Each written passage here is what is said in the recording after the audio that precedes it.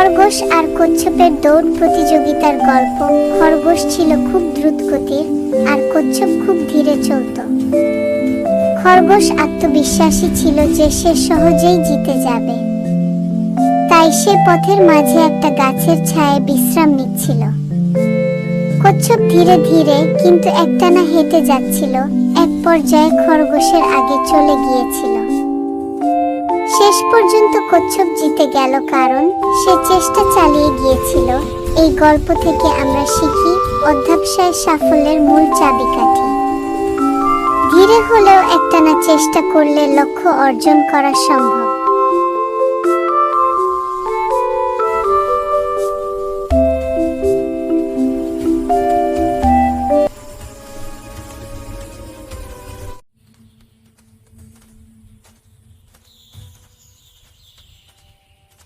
Subscribe my channel.